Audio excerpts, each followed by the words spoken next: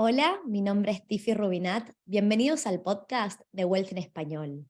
Hoy tenemos una invitada de lujo, Angélica Ladino, quien es creadora de contenido y va a estar compartiendo con nosotros su experiencia viviendo en una van. Vamos a hablar de finanzas personales y de la libertad financiera. Muchas gracias por escuchar el podcast de Wealth en Español. Antes de que comencemos con el episodio de hoy, quiero compartir con vos que acabamos de lanzar un nuevo curso. ¿Cómo prepararse para comprar casa en Australia? Está orientado para aquellas personas que todavía no están listas para comprar una propiedad hoy, pero quieren prepararse financieramente. Está especialmente diseñado para quienes viven y trabajan en Australia, específicamente aquellas personas que son residentes, ciudadanas o están en camino a hacerlo. También aplica a personas que tienen una Skilled Visa, Sponsor o PR. Para celebrar este lanzamiento, estamos ofreciendo un descuento del 50%, pero es por tiempo limitado. Así que si uno de tus objetivos del 2023 es tomar acción hacia la compra de una propiedad en Australia, visita cursos.wealthy.com/comprar-casa. Ahora sí, que comience el show.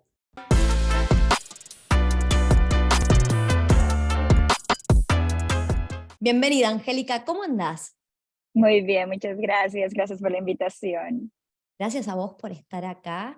La verdad es que vengo siguiendo tu contenido hace muchísimo tiempo. Me encanta lo que compartís y quería comenzar pidiéndote si pudieras contarle a la audiencia un poco acerca de tu historia acá en Australia.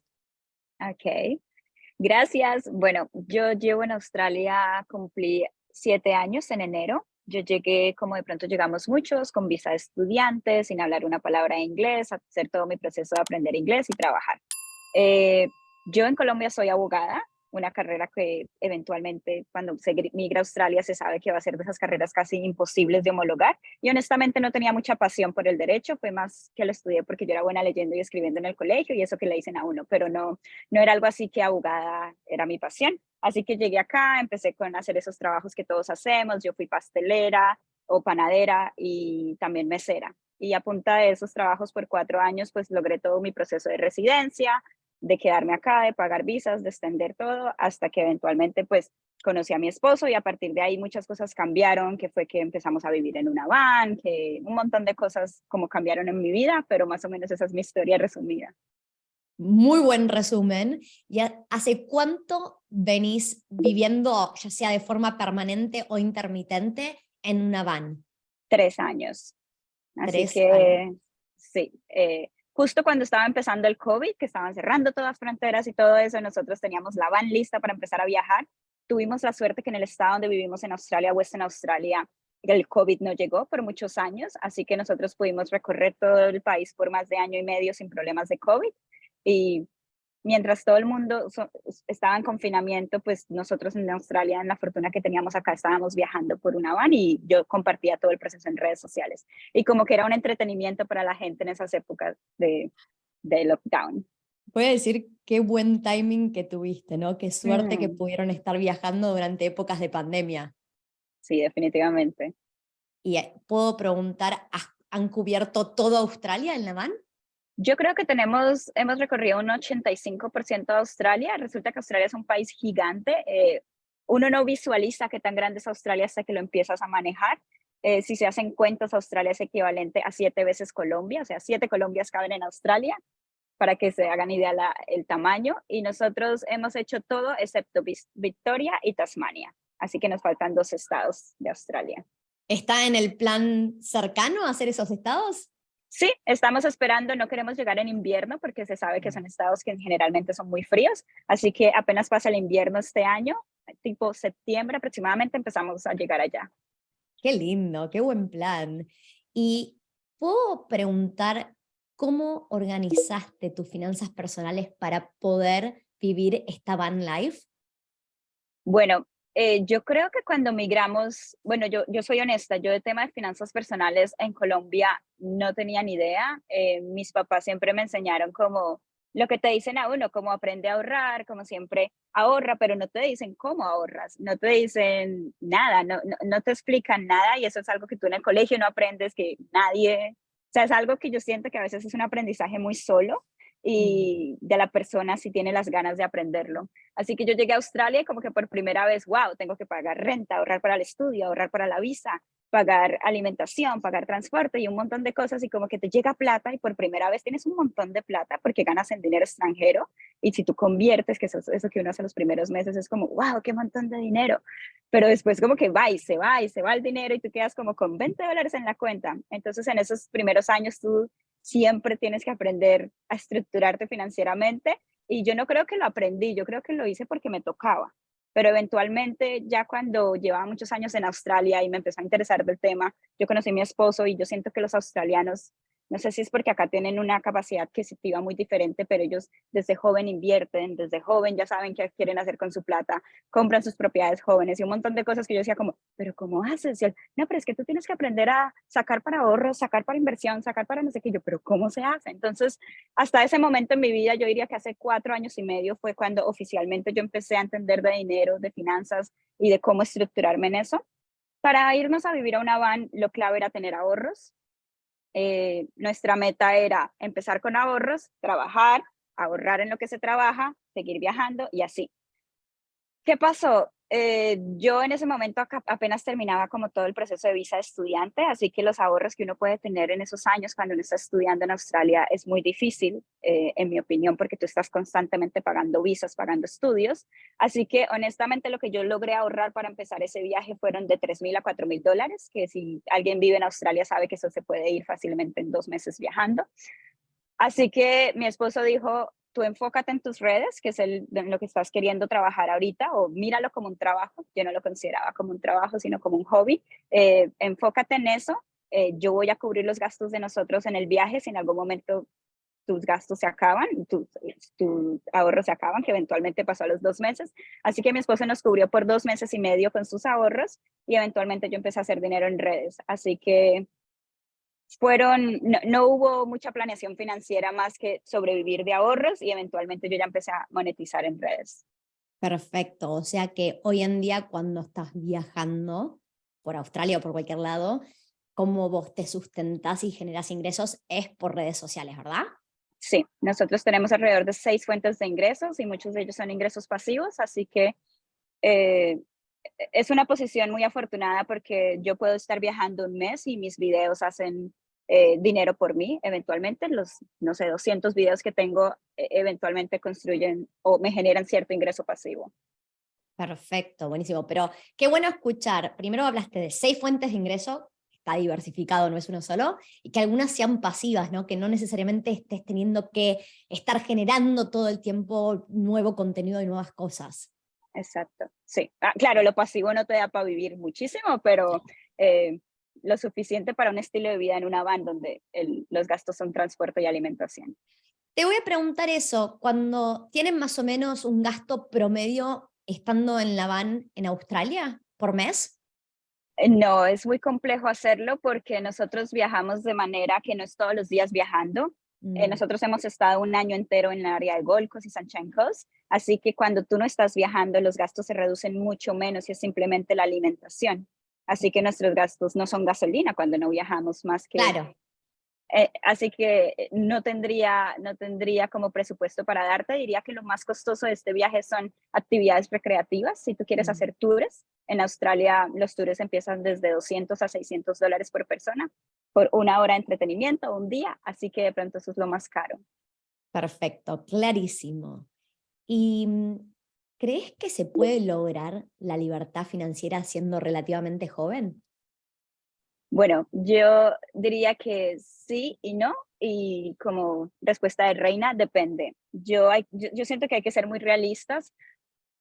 Todos tenemos una vida muy diferente y todos venimos de realidades muy diferentes y aunque eso se puede cambiar, de pronto la realidad actual es muy distinta. Si tú me hubieras preguntado esto hace 7 años, yo te diría que es eso de libertad financiera, cómo si escasamente me alcanza para llegar a fin de mes, eso no es posible. Entonces depende mucho en qué situación estemos, en qué país estemos, qué salario tenemos.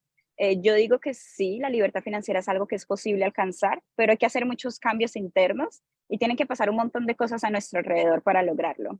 En nuestro caso, el hecho de tener varias fuentes de ingreso, eso ayuda muchísimo porque tú no dependes de una. El hecho de vivir en Australia y que ganemos en dólares ayuda demasiado. El hecho de que yo ya soy residente y no me preocupo por una extensión de visa constantemente cada 6 meses o un año, me da una libertad de ahorro grande y muchas cositas así. Sin embargo, yo siempre digo, la realidad que tenemos hoy no es la realidad que siempre vamos a tener y eso es clave tenerlo en mente.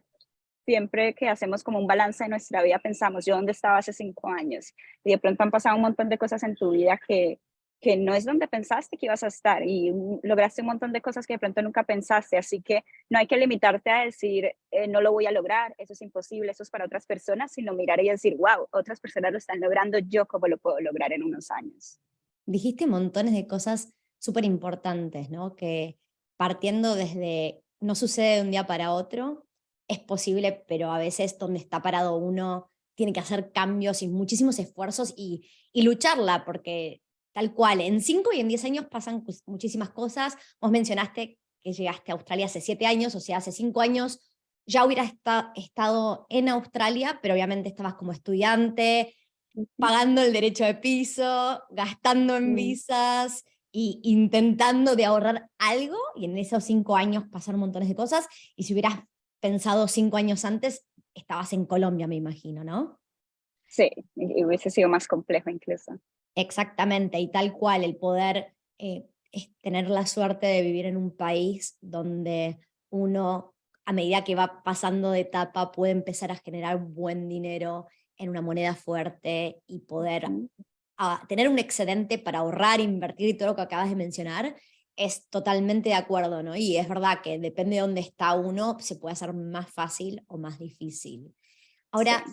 Angélica, vos recientemente compraste tu primera propiedad en Australia y quería preguntarte por tus 3 grandes aprendizajes de ese proceso. Sí, fue un logro muy bonito, fue algo como quien dice, lo que te dije yo hace 7 años jamás lo hubiera pensado, entonces esas son las sorpresas de la vida.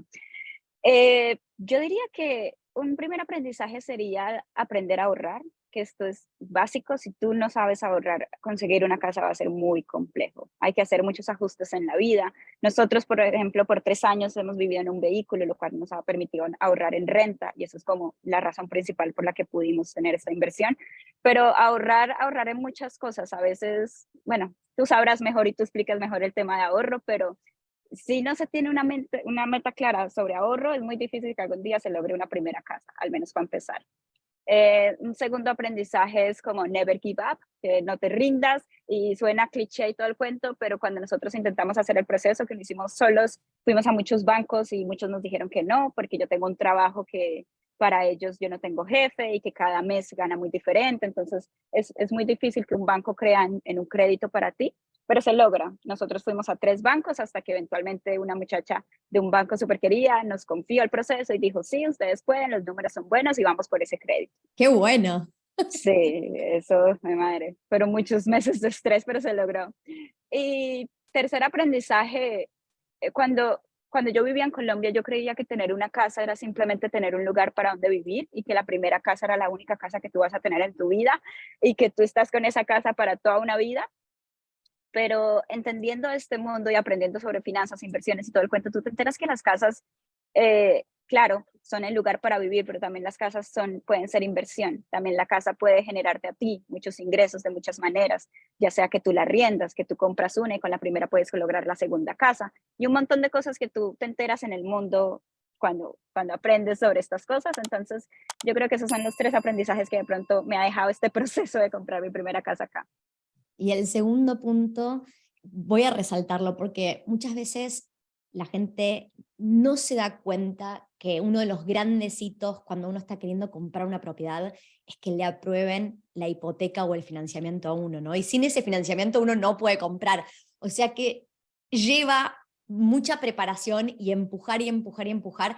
Los bancos son burocráticos y nada, suele ser un gran milestone poder superar el que te digan sí, te aprobamos la hipoteca, y a veces no queda del todo claro en los podcasts, así que lo quiero resaltar porque lo que acabas de decir es qué bueno que lo que vos dijiste, algunos bancos, la mayoría de los bancos son muy old style y les gusta esa estabilidad de un trabajo, que hayas estado muchos años como empleado y realmente en esta nueva era, primero que ser empleado no significa absolutamente nada porque lo que estamos viendo es que cualquier empresa se puede dar vuelta y de un día para otro decirte te pedimos mil disculpas, pero ya no tenemos un rol para vos. Pero además es eso, ahora hay cada vez más y más formas creativas de generar ingresos y Ujú. múltiples ingresos, algunos más activos, otros más pasivos, y me encanta escuchar que alguien estuvo dispuesto a decir que sí. ¿Puedo preguntarte qué banco te dio la hipoteca? En AB, NAP, NAB, perfecto, buenísimo. en Sunshine Coast. Ok, y chicos, otra cosa que voy a aclarar es, estamos grabando esto hacia fines de febrero y las políticas de los bancos cambian todo el tiempo, ¿no? Entonces, Ujú. incluso NAB te podría haber dicho que no 6 meses antes y después decirte que sí. La Ah, gente, no. Porque la primera vez que fuimos a un banco fue con NAP claro. también. Fue en uno diferente y 2 meses después, yo siento que más que incluso que el banco, muchas veces es la persona.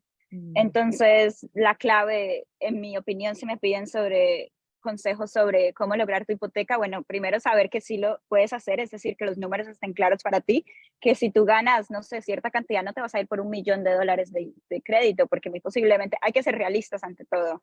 Y las cuentas claras, el chocolate espeso, como decimos en Colombia, si no te da la plata, pues no hay que aspirar tanto, hay que ser muy realistas. Pero sí intentarlo muchas veces, ya sea con el mismo banco, con otros bancos, eso va a ser mamón, porque es un papeleo, es ir a citas, es llamar, es no sé qué, pero si uno lo quiere, lo logra. Entonces, en verdad, si tienes la posibilidad, si ya pasaste lo difícil que fue el ahorro, ya tienes una casa en mente, pues hombre, a por ese crédito. Totalmente. Hay que seguir, cuando a alguien le dicen que no, está bueno seguir empujando para lograr el sí, ¿no? Que nunca es, Sí. el no no es final. Angélica, para finalizar el podcast, te quiero hacer la pregunta que le hago a todos mis invitados, cuando no me olvido, que es, ¿qué significa para vos la palabra riqueza en inglés wealth? Ok. Bueno, yo diría que se resume en algo que es tranquilidad.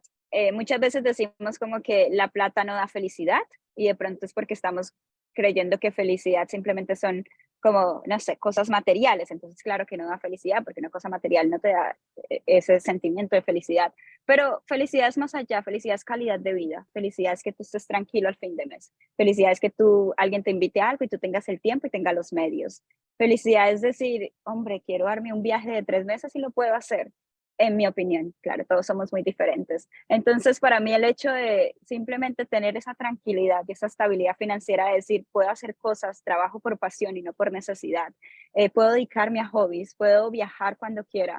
Para mí eso es toda la riqueza que hay. A mí no me interesa, no sé, una mansión, ropa de marca, nada de esas cosas, pero sí el tiempo, la tranquilidad, la posibilidad de hacer cosas cuando quiera y no cuando pueda. Me encantó la definición. Bueno, muchísimas gracias por participar, por tu tiempo. ¿Hay algún mensaje que quieras dejarle a la audiencia, algo para cerrar? Bueno, yo creo que de pronto toda tu audiencia es más que todo latinos migrantes en Australia y yo diría que el consejo más grande es ustedes ya, todos los migrantes ya pasamos como el paso más grande que pues dejar nuestra vida para empezar una nueva vida acá. Y lo que yo quiero decir es, aquí muchas cosas se pueden lograr. Y si ustedes están escuchando esto en el primer momento, cuando uno recién llega, pues sabemos todos que va a ser muy complejo, pero eventualmente todo se hará más fácil y tener metas claras, tener metas claras. Me encantó, así que vamos a pedirles a todas las personas que estén mirando este video por YouTube que nos cuenten si están ya en Australia o están pensando en migrar y cuál es esa meta o ese objetivo que se están planteando en este momento. Así que vamos a aprovechar en los comentarios para leerlos. Bueno, Angélica, muchísimas gracias por tu tiempo y nos estamos viendo en el futuro cercano. Muchísimas gracias a ti por la invitación, te deseo lo mejor y gracias. Chao, chao.